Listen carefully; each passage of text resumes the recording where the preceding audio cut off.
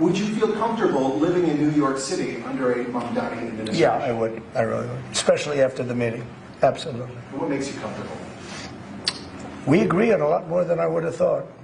Mamdani converted Trump into a true believer. They had one 30-minute closed-door meeting, and now Trump is a true believer in the Mamdani agenda. All right, everybody. Donald Trump and New York City Mayor-elect Zohran Mamdani just met in the Oval Office for a closed-door 30-minute meeting that was then open to the press, and they took questions. Now, this is going to surprise a lot of people, but Trump bombarded Zohran Mamdani with praise, saying that Zohran might actually surprise some conservatives.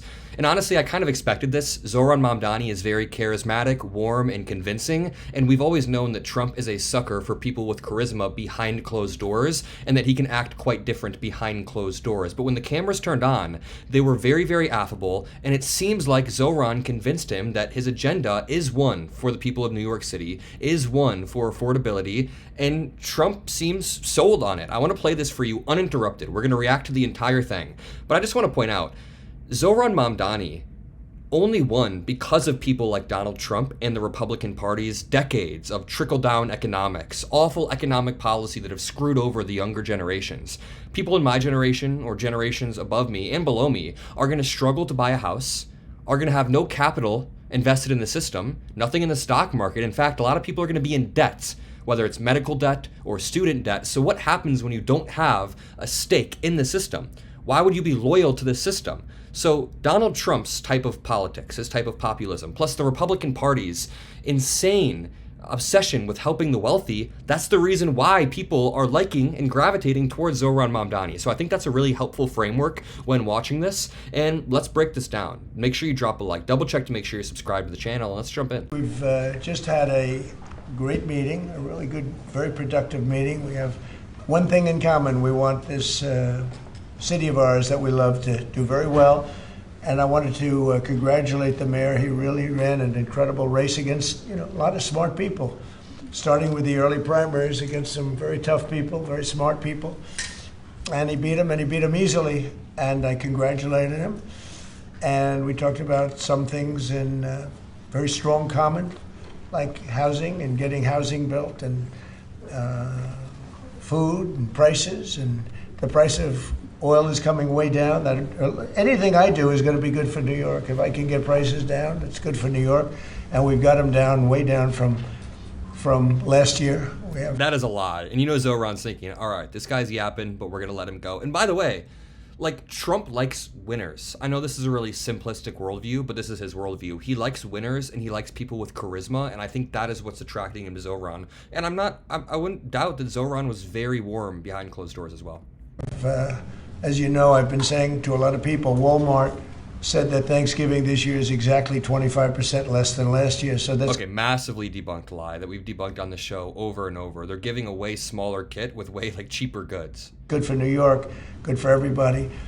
But I just want to congratulate. I think you're going to have hopefully a really great mayor. The better he does, the happier I am. I will say there's no difference in party. There's no difference in anything, and we're going to be helping him to make everybody's dream come true, having a strong and very safe New York. And congratulations, Mr. Mayor. Thank you, Mr. President. Thank you. I appreciate it. Please. I appreciated the meeting with the president, and as he said, it was a productive meeting focused on a place of shared admiration and love, which is New York City, and the need to deliver affordability to New Yorkers, the 8.5 million people who call our city their home, who are struggling to afford life in the most expensive city in the United States of America. We spoke about rent, we spoke about groceries, we spoke about utilities, we spoke about the different ways in which people are being pushed out, and I appreciated the time with the president, I appreciated the conversation. I look forward to working together to deliver that affordability for New Yorkers. Thank you very much. Any questions, please? President Trump, Stephen Nelson from the New York Post. I've got a question for you and then also one for the mayor-elect. For you, you've referred to Mr. Mamdani as a communist. Could you describe why you feel that way? And also, will you do anything to stop him from arresting Prime Minister Netanyahu if he visits New York? Well, we didn't discuss your second part of the question, and on your first part, he's got views that are a little out there, but who knows? We're going to see what works, or he's going to change also. We all change. I changed a lot. From when I first came to office. It's now quite a while ago. It's quite a while. My first term was great. We had the greatest economy in the history of our country. We're doing even better now. We're doing much better now than we did even the first term. And I can tell you some of my views have changed. And we had discussions on some things. I'm not going to discuss what they were, but that I feel very confident that he can do a very good job. I think. All right, beyond the blatant lies about prices being down during Trump's second term, beyond the blatant lies, I think what Trump's getting at here is what Zohran quoted during his victory speech. He said, "You campaign in poetry, but you govern in prose." And that's a quote from Mario Cuomo, ironically enough. That's a quote from Andrew Cuomo's father. And Zohran used that quote during his victory speech like an absolute baller. And I don't know if that's what Trump's exactly getting at, but he's saying that when he got elected too, he had ideas that were considered outside the spectrum or outside the box. And eventually, Zohran will likely learn how to actually enact these ideas within the system that they're working in. Let's take a listen. I think he's going to surprise. Confident that he can do a very good job. That's what they were, but that we had discussions on some things. I'm not going to discuss what they were, but that I feel very confident that he can do a very good job. I think he's going to be. I think he is going to surprise some conservative people, actually, and some very liberal people. He won't surprise them because they already like him.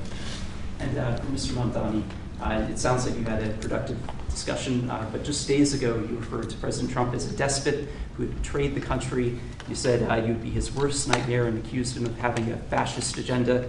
Are you planning to retract any of these remarks in order to improve your relationship? I think both President Trump and I, we are very clear about our positions and our views, and what I really appreciate about the president is that the meeting that we had focused not on places of disagreement, which there are many, and also focused on the shared purpose that we have in serving New Yorkers. And frankly, that is something that could transform the lives of the 8.5 million people who are currently struggling under a cost of living crisis, with 1 in 4 living in poverty. And the meeting came back again and again to what it could look like to lift those New Yorkers out of struggle and start to deliver them a city that they could do more than just struggle to afford it, but actually start to live in it.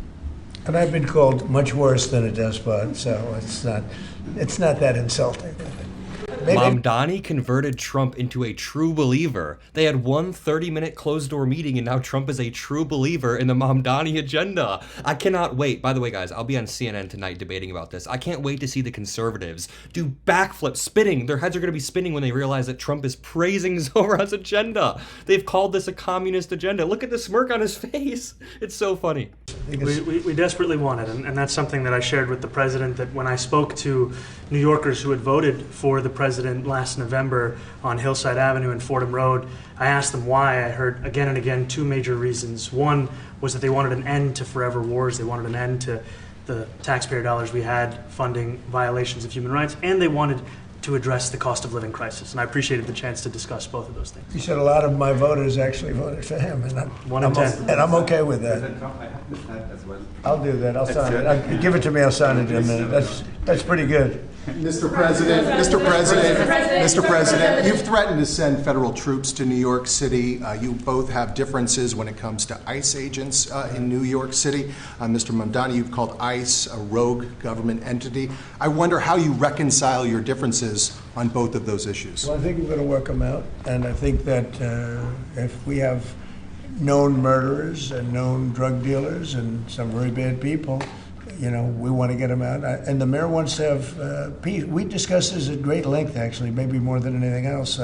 He wants to have a safe New York. Ultimately, a safe New York is going to be a great New York. If it's not safe, no matter how well we do with pricing and with anything else, we can talk about anything you want. If you don't have safe streets, it's not going to be a success. So we're going to work together. We're going to make sure that if there are horrible people there, we want to get them out. I think he wants to get them out maybe more than I do. So we'll work together. We discussed it at great length. Yes, please. 2 questions, if I may. One for you, Mr. President, on BBC in a second. But first of all, for the mayor-elect. You're both from different parts of the political spectrum. You're both populists, though, and I just wonder to what extent the president's campaign style, his techniques, his social media use inspired any part of your campaign. Well, I actually told the president that so much of the focus of our campaign has been on the cost of living crisis. And when we asked those New Yorkers who had voted for the president, when we saw an increase in his numbers in New York City, that came back to the same issue: cost of living, cost of living, cost of living. And they spoke about the cost of groceries, the cost of rent, the cost of Con Ed, the cost of childcare. And too often politicians are looking to lecture to New Yorkers what they should care about as opposed to listen. And when we spoke to those voters who voted for President Trump, we heard them speak about cost of living. We focus on that same cost of living, and that's where I am really looking forward to delivering for New Yorkers in partnership with the president on the affordability agenda. And I think we have to work a little bit. We talked about Con Edison. We have to work a little bit on getting the prices because, you know, we've gotten fuel prices way down, but it hasn't shown up in Con Edison. And we're going to have to talk to them. You know, if we're sending them fuel at a much lower price than it was a year ago, which is true, we have to get Con Edison to start lowering the rates. Absolutely. And if I may, last week you told me you were pushing ahead with your plans to sue the BBC for up to $5 billion. You're going to speak to Prime Minister Starmer as well. Is there any progress or any updates on those issues? Well, we get along very well with the Prime Minister. We made a deal with UK. I like him. He's a fine person. And, you know, I think they have some big energy problems. You know, they've got windmills all over the place. They're going to have to start using other methods because their energy is out of control. Talking about in the UK, it's out of control. And he's got that problem. He's got a big immigration problem, as you know, and he's got a big energy problem. And we talk about it. He's a good man. Prime Minister's a good man. Have you had a chance to speak this week? I haven't spoken this week. Dead soldiers over the last. I want to ask the mayor-elect about a House resolution. It just passed overwhelmingly to condemn socialism, including with 86 Democrats, all of House Dem leadership, and the Minority Leader, Hakeem Jeffries, despite his endorsement of you. What's your reaction to that? I have to be honest with you, I've focused very little on resolutions. Frankly, I've been focusing... Condemn socialism. I understand. I think the focus is on the work at hand. I can tell you I am someone who is a democratic socialist. I've been very open about that. And I know there might be differences about ideology, but the place of agreement is the work that needs to be done to make New York City affordable. That's what I look forward to. And I want to clarify your answer to Stephen Nelson. He asked about your comment calling the president a fascist, and your answer was, both President Trump and I have been clear about our positions and our views. Why is the media trying to stir up more division in this room? Like, okay, we have two people who are on the same path in the cost of living, and all the reporters are trying to say, wait a minute, don't you guys want to fight? Don't you guys want to fight in front of us? We have all the cameras here. Why don't you guys want to fight? What? Are you affirming that you think President Trump is a fascist? I've spoken about... That's okay. You can just say yes. Okay. It's easier. It's easier than explaining it. I don't mind. Mr. President, I wanted to ask you also about this... That was genuinely a really funny moment. Ukraine plan. Yeah. President Zelensky said today that... But also, is Trump conceding that he's a fascist in that moment? I don't know. If I want to be very uncharitable, Trump could just be like, yeah, just say, yes, I am a fascist. But also, I think he's trying to dig Mamdani out of the awkward moment. His country would risk either giving up a partner or giving up its dignity. There's been criticism that this deal proposal... He doesn't like it?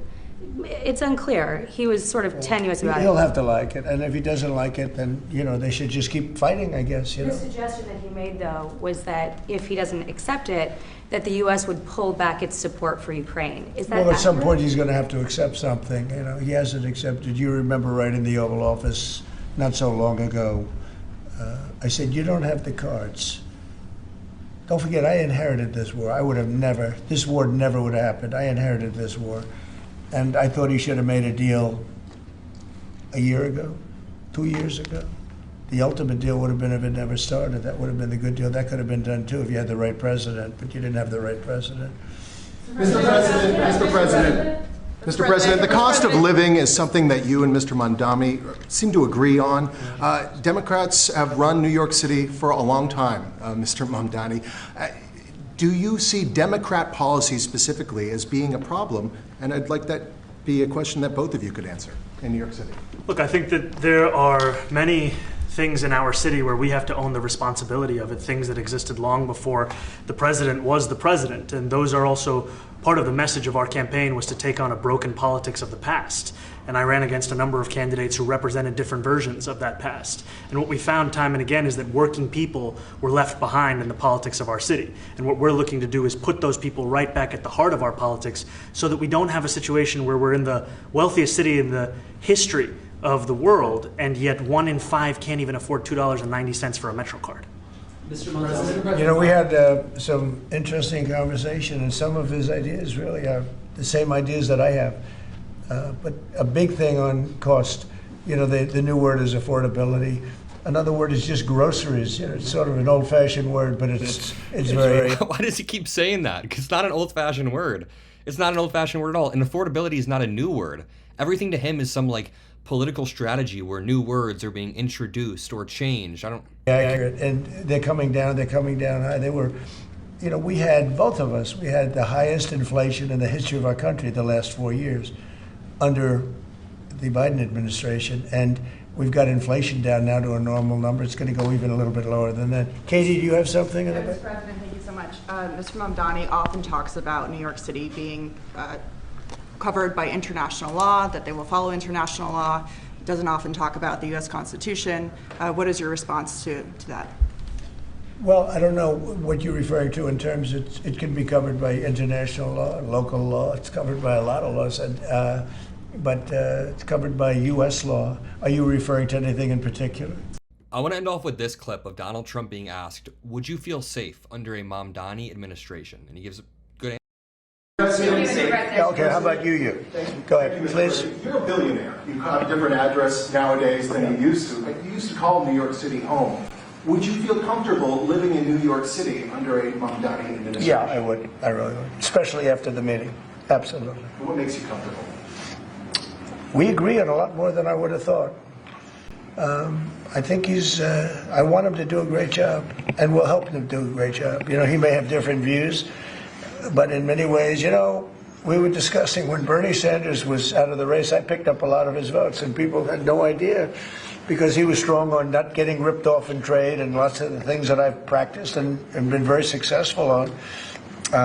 Tariffs, a lot of things. Bernie Sanders and I agreed on much more than people thought. And when he was put out of the race, I think quite unfairly, if you want to know the truth, many of the Bernie Sanders voters voted for me.